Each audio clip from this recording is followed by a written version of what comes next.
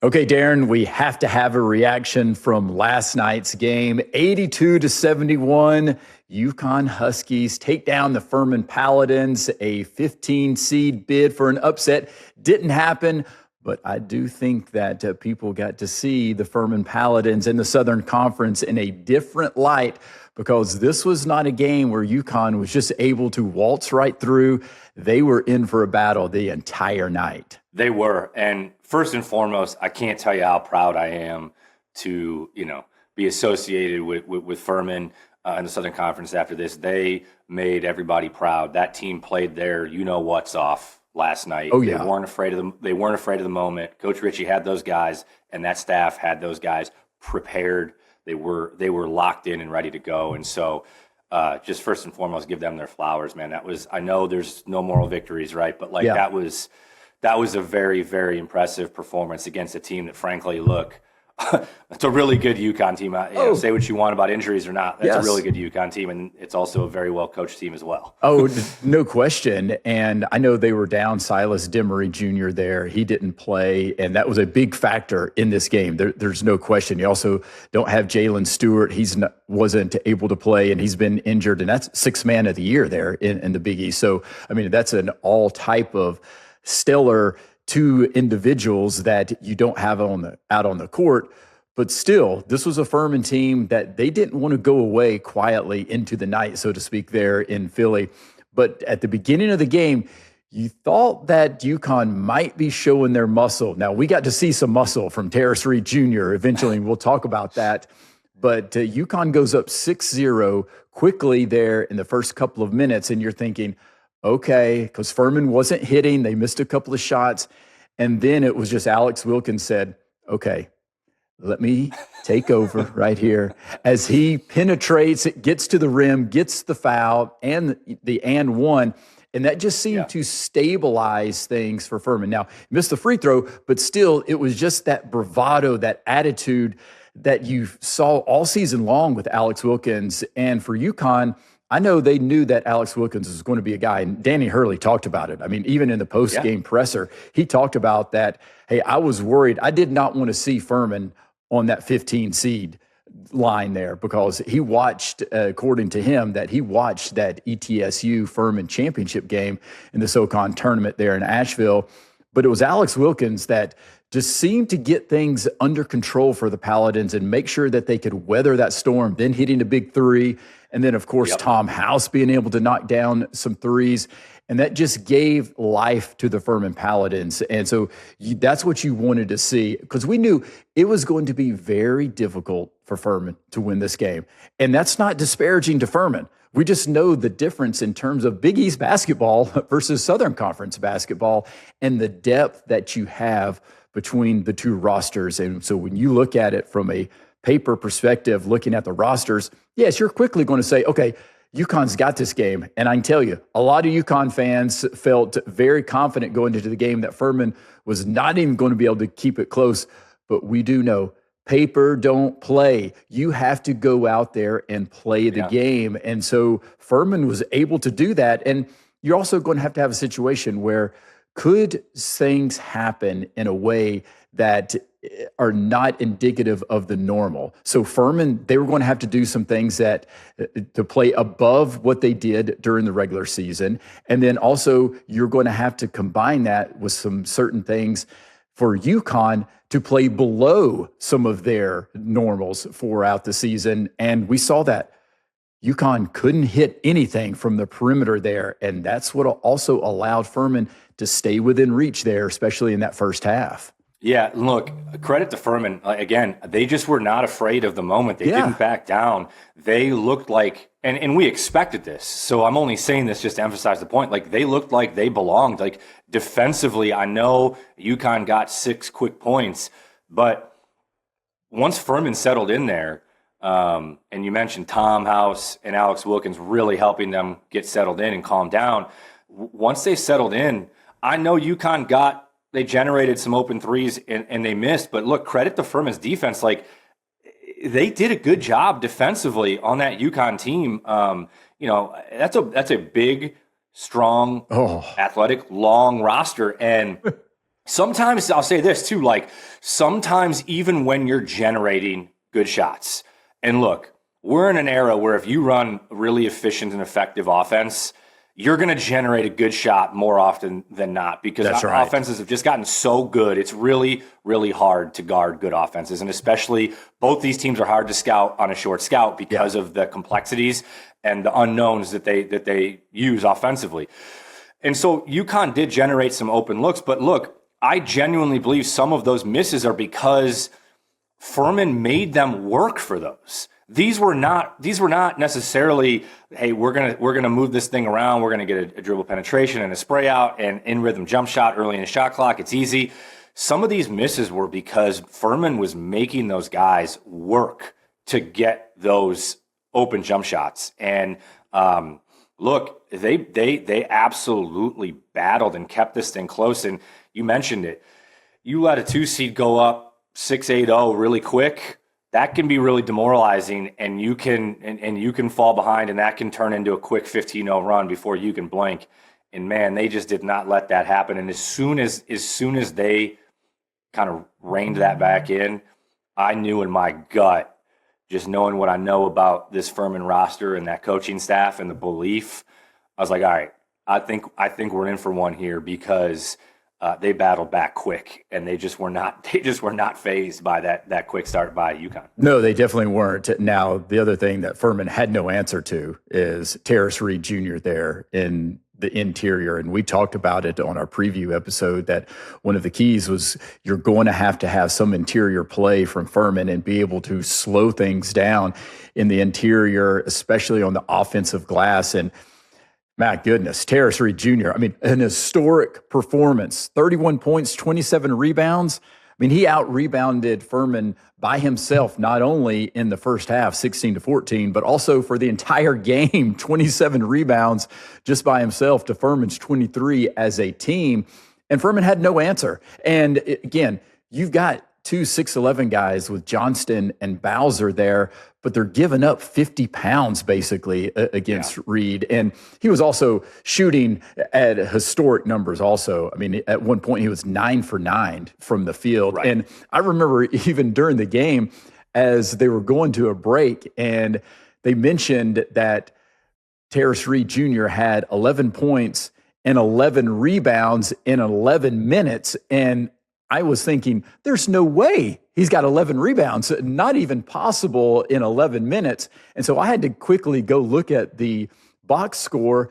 And sure enough, I was right. He didn't have 11 points and 11 rebounds in 11 minutes.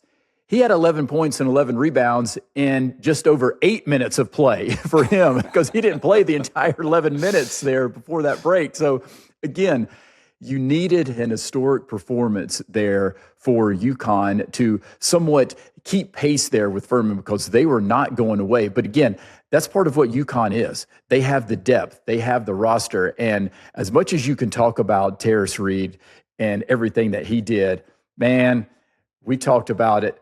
How were you going to be able to defend Alex Karaban? And I think ultimately he was the X factor for UConn, as he scored 22 points, but it was his three-point shooting, 4 of 9, as the Huskies were only 5 of 25 from beyond the arc for the entire game. So again, you can talk about Reed and everything that he did. And again, I know we haven't seen that type of performance in the past 58 years there in NCAA tournament, but Karaban just continues to be that stabilizer for the Huskies. He does. And it wasn't a completely quiet 21 for him, but it was 22. He was just working within the offense. Yeah, and that's what he does. They were getting what they needed from him. But the Terrace Reed point, I mean, look, he was 15-9 all season, right? Like, this is not. Yes, it was absolutely a historic performance, but like this is a dude now. Like, this isn't a guy that just had like a kind of a big time night. And look, Furman, I mean, they were battling him down there. He's had 50, 60 pounds, and that's a lot. I mean, that's a lot. I mean, this dude is 6'9", 6'10", 260.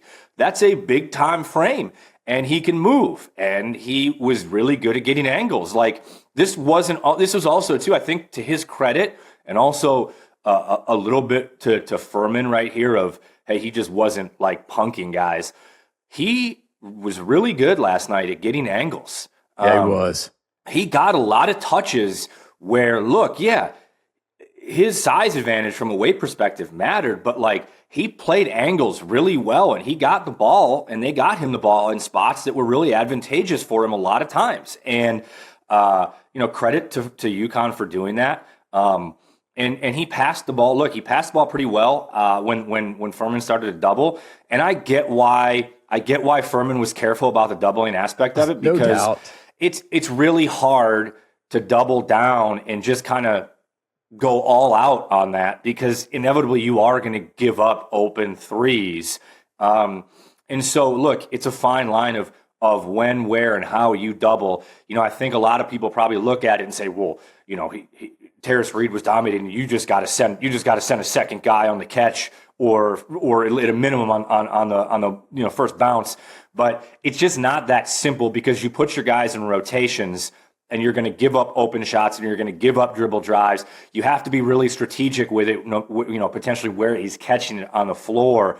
And I think at the end of the day, he's a really good player, and credit to him for what he was able to do, and for that offense to be able, for the most part in that game, get him the ball in areas where he was able to play to his strengths. Yes, right. And he was able to seal off the defender multiple times and got great position. And then it was a challenge. Okay, are you going to try to front, or are you still going to try to play behind? And that's where you're talking about the angles. Somehow he just understood exactly where to position himself and be able to utilize some really good footwork to be able to even take a step, get to the basket, even reverse layups. He had a whole repertoire of moves there against Furman. So it was just a difficult task. And again, yes, you double team him, and he was able to kick it out. And that's where Alex Karaban is going to be such a crucial part of the offense there for UConn, especially when you have Braylon Mullins not getting going from beyond the arc. Solo ball only hit,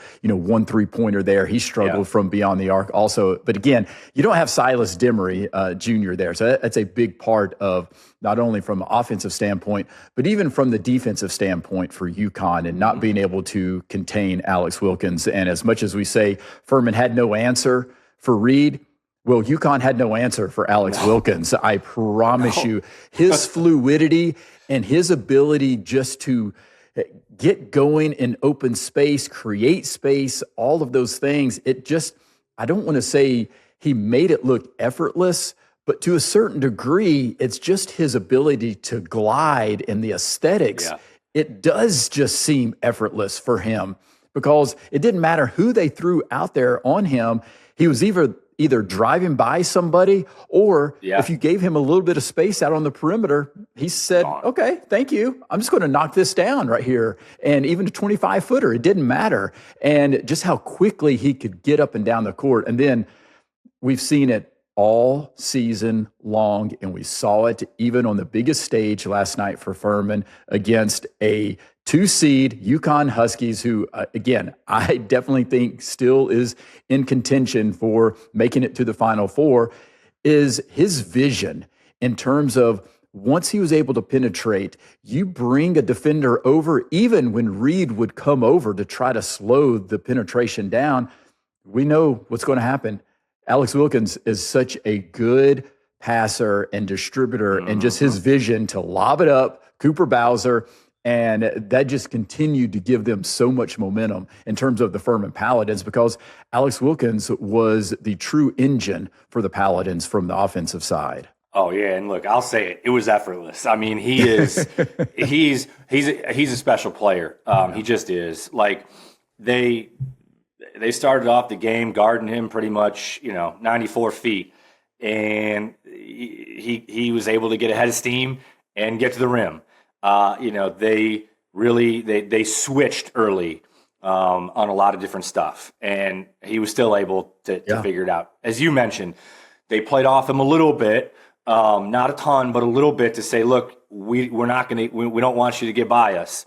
And he had a couple threes, and there were a number of times where he was able to turn a corner, or he was able to beat whoever was guarding him close to full court, get ahead of steam, and he got downhill.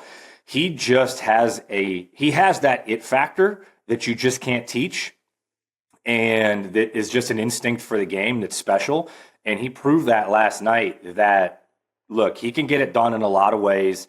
And, you know, the big stage is never too big for him. Yeah. And he made consistent plays last night. And look, I am not. Those are two phenomenal coaches out there last night. So I am not playing Monday morning quarterback here to anybody. But I've said it. You got to get the ball out of his hands. If he has the ball in his hands, like, the dude just makes plays. Look, it's not easy. That's right. But hey, it's okay. We're got to get it out of his hands. Yeah. Hey, we're Saturday morning quarterback here. It's not Monday. Hey, I'll tell you what. I'm not going to tell either of those staffs what to do. Both those staffs are phenomenal staffs, and they do an incredible job. And both of those guys came in last night with really strong game plans and had their teams ready to go. They did. But just watching this Furman team so much this year, to me, it's just like, if he has the ball in his hands, he's going to find ways to make plays. Oh, there's no question. And even if he has a couple turnovers, like, he's gonna his big time plays and making others better, they're just gonna outweigh it. Yeah. So to me, it's just like, I just want to get the ball out of his hands. That's right. Yeah, you have to live with that to a certain degree. He had 4 turnovers in the game, so that is kind of par for what we've seen for him, you know, for the course of the season. But he had 21 points, and he was very efficient. 4 of 8 from 3-point line, 8 of 15 from the field, and so you live with some of that in terms of what he can bring you on the positive side and the offensive production side. And what a great scene, though, for Tom House to be able to be a true contributor there also for the Paladins.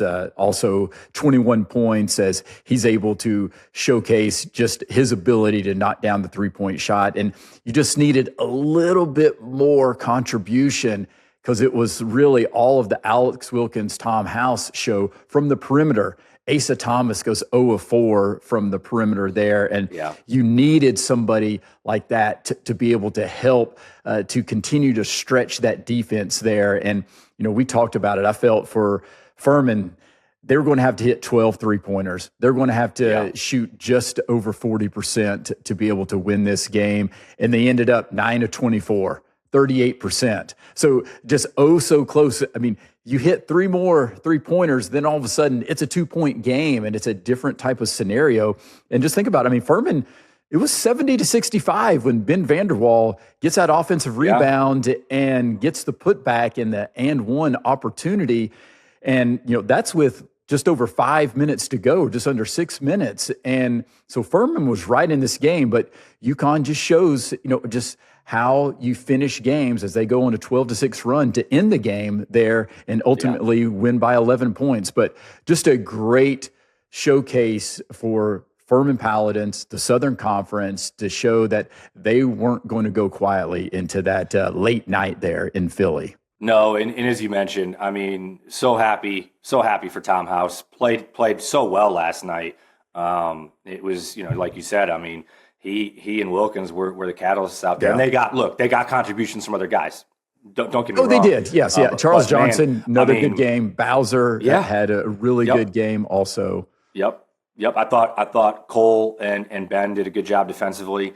You know, and look, I mean, they were getting to a point where, man, Tom, all he needed to do was catch it. Yes. And he was feeling it. Yeah. Like, I mean, it was, he hit a couple that he didn't even have his feet set. He just squared his shoulders on the release, and he was all you need to knock him down. Yeah. But when you're the caliber of shooter that Tom House is, that's, I mean, you'll figure out a way to square your shoulders mid-shot and be able to give yourself a chance. But like you said, ultimately, you know, I think the possession that ultimately was the backbreaker was the 3 offensive rebound possession there with about maybe around 3 left, and they ended up UConn was able to run like a minute 30 seconds. That's right, a minute and 37 seconds off the clock, I think. And if I remember correctly, they scored on that 3rd offensive rebound, and that obviously that was a killer right there. Look. It's no easy task to keep the UConn Huskies off the offensive glass. It's part of their identity. We talked about that on the preview show. But man, I mean, they ended up with 18 offensive rebounds last night, and that's when you give a team like UConn 18 extra chances. It's tough. And here's the thing, though, like it's so much of their identity. This wasn't Furman playing lazy. This wasn't Furman boxing out. This was just this is what UConn does, and they do this to other Power Five. Yes, opponents. They do. But unfortunately, I think they'd cut it to, like you said, 4 or 5. And then unfortunately they were able to get 3 offensive rebounds in a row, and that was just really tough because it took over a minute and 30 seconds off the clock, and I'm almost positive they scored on that possession, and that was kind of the backbreaker. Yeah, and there's no question it just becomes demoralizing when you're giving up offensive rebounds there, and continuing to have to play defense even longer, and especially at the end of the game. And it was just one of those things where, could Furman continue that type of effort? And it was just a challenge, but it was a mathematical equation at that point when you're giving up 18 offensive rebounds. And also UConn showed just how good they are on the offensive side in terms of fluidity as well, and the spacing and the ball distribution. 22 assists on 32 made field goals. That's pretty good. Now, Furman had 14. They were efficient as well. Yeah, Furman's 14 assists on 21 made field goals. So both teams were efficient on the offensive side. But we do know UCLA is waiting for UConn now, and for the Furman Paladins, it is the offseason. But what a great representation of not only the Furman Paladins, but also of the Southern Conference. We'll see what this offseason brings for the Furman Paladins, because it could get interesting. That is for certain.